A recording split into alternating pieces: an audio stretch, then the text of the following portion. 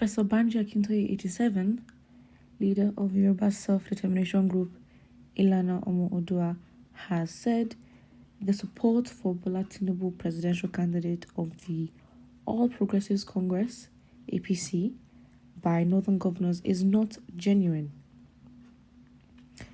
No more specific reason has been given to this, but the conclusion is that northern governors do not really support Bola Tinubu. I mean, given the fact that the powers in the north, I mean, Atiku would not be an illogical choice, like, if that makes sense.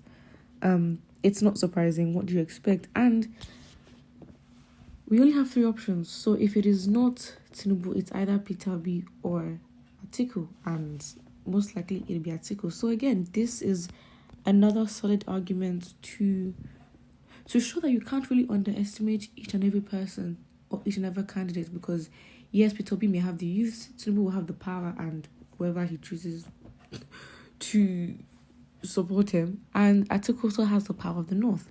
So each person has their games that they can use to win. However, who has the right game and who is best for the Nigerian public, it depends on the voters. There are several comments. The first one assumes or says, frustrated old cargoes bewitching Nigerian youths.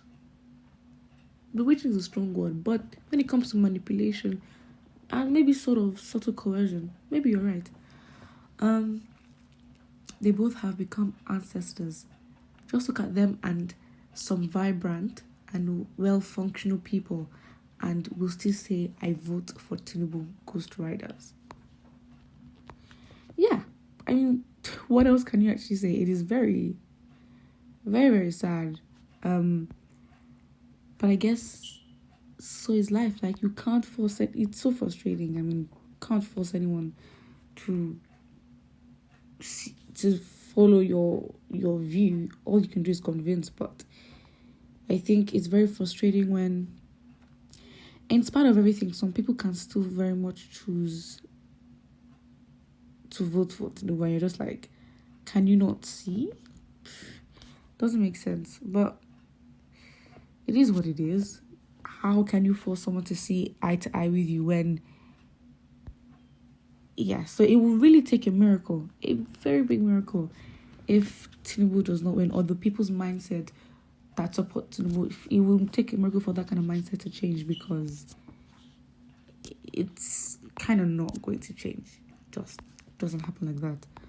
I'm an Igbo man. I love Osinbajo. I will always listen. Yeah, I don't know how that kind of relates, but again, I don't know how Ilana Modua has come to this conclusion that the northern governors do not support him. I mean, it just depends on who is in PDP and who is in APC. That is literally it.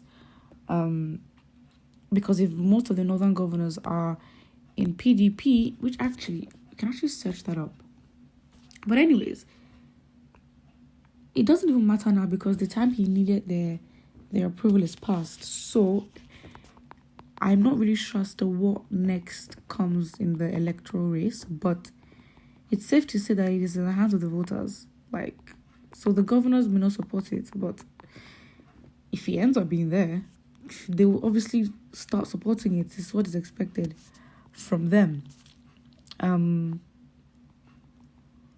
now till the electoral race, what is now going to happen? Who's going to convince who? Obaseki has come out. He came out, I think, like 2 weeks ago to say how threatening or scary it is with the support Peter Obi is getting. And, he mistakenly, said the word, we need to find a way to curb this.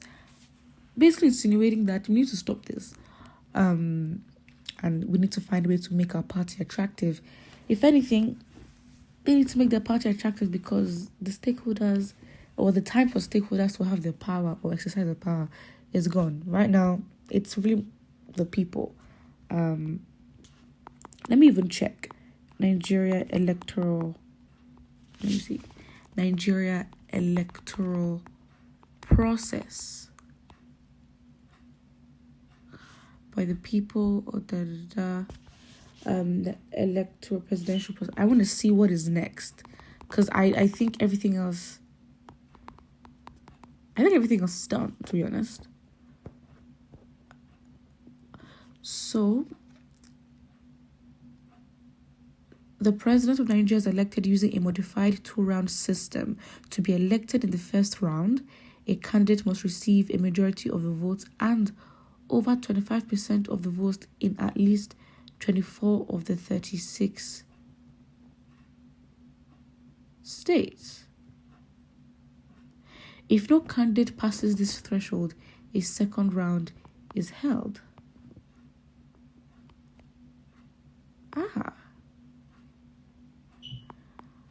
I don't think I understand that. Like, I don't think. Would you say that is fair? Or are the stakes too low? Doesn't make sense. Okay, makes sense. So, we've gone through the primaries.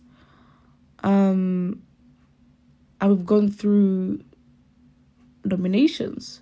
So the next stage is campaigning. So now this stage involves the electoral political parties and their nominated candidates campaigning actively for the support of the general public. Okay, fine. As I said, the stakeholders in terms of governor supporting it's passed, because that would be prior to with nominations, primaries and pre-election stage. That's before.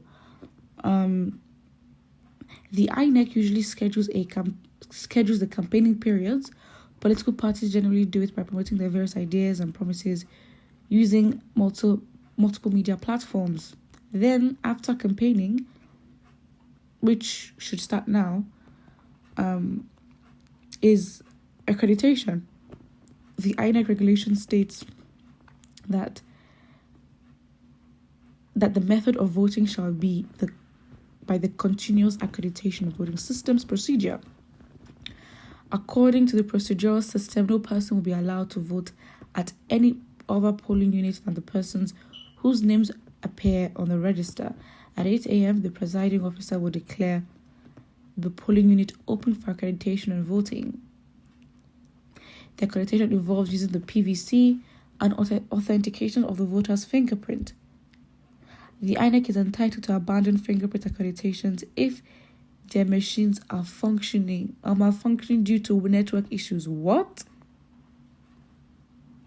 Now that is key, because as much as there's so many rumors as to the issuing of PVCs and the delay that is coming with that and suspicions, it says here INEC is entitled to abandon fingerprint accreditations if their machines are malfunctioning due to network issues. Are we really going to consider that?